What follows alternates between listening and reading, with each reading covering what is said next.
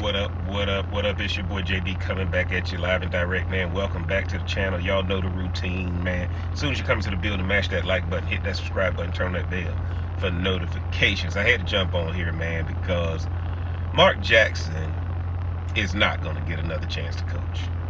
Mark Jackson is not going to get another chance to coach, man. I applaud him. You know, he did a good job with the Golden State Warriors. Hell of an announcer for ABC and ESPN.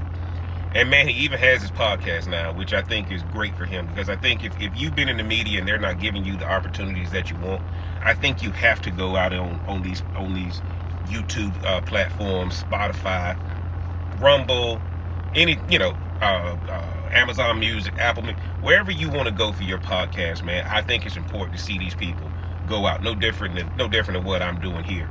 But Mark Jackson won't get another head coaching job, man. And I think it's time for us to realize that what messed Mark Jackson up is, simply put, nobody wants to hear his X's and O's because of his religious background. Guys, Mark Jackson had Steph Curry, had Klay Thompson. None of these guys had nothing bad to say about him. But he overdid it with the church stuff. He overdid it trying to go out and soul win with these NBA players, man. And that's the part nobody wants to talk about. One of the things church always teaches you is to go out and try to compel people to think like you and that kind of thing, but that doesn't work at that level.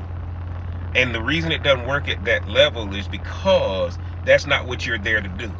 You're there to win basketball games. You're there to get more out of these people than they can get out of themselves. And it doesn't help that when you left, Steve Kerr got these same guys and took them to championships. Steve Kerr is more liberal than you'll ever imagine, which means these guys are not getting any type of coaching outside of basketball from Steve Kerr as it relates to religion. Steve Kerr may be a religious man, but we'll never know it. We know he's liberal. We know he's anti-Trump, right? We know he doesn't like Trump. But that actually works in the NBA because hardly any of the people in the NBA like Trump.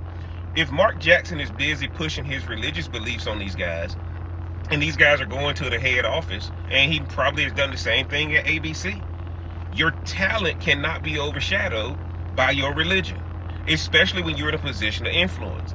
So I know everybody's talking about it's not fair that Mark Jackson is not getting a job or anything like that, but guys, the religious component of him makes people not want to be around him. That audience does not want to hear about your religion. That audience wants championships. Mark Jackson just made a good point. He said, man, I paid Klay Thompson $20 to $25 million a year. Said Klay Thompson still got a lot in the tank. Well, here's the problem Mark Jackson got, right? Who's calling on his behalf for him to get a job? And y'all got to understand, if Mark Jackson is as religious as they say he is, he's losing every opportunity because don't nobody want to deal with that component. Nobody's questioning his basketball acumen. Hell of a player at St. John, hell of an NBA player, hell of a coach, hell of an analyst. We know this man knows basketball. But don't nobody want the religious recruitment as a part of it. Don't nobody want the religious judgment in the office as a part of it. Nobody wants that. Everybody needs to have something that they can feel comfortable, that we're about business, making money, and winning these games. So as much as I'm a Mark Jackson fan, let's talk about the reason why he's not getting the opportunities. The religion he's promoting, the way he thinks from a God perspective is not desired in the NBA. More importantly, it's not desired by the players. They don't want that, which is why Mark Jackson is not getting the job. And the owners and the GMs definitely don't want nobody trying to come in there to bring a church atmosphere to an NBA professional team. These guys live free. They're not interested in bondage. If Mark Jackson just focuses on him and be a shining light for himself instead of trying to recruit people, he might get another job. But until then, Mark Jackson, he just not going to get a shot. That's why I think it's good. Y'all go support his podcast.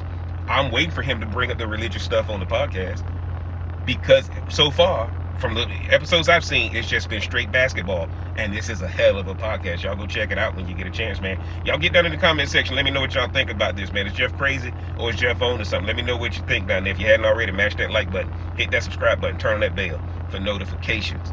And until next time, I'm gonna holler.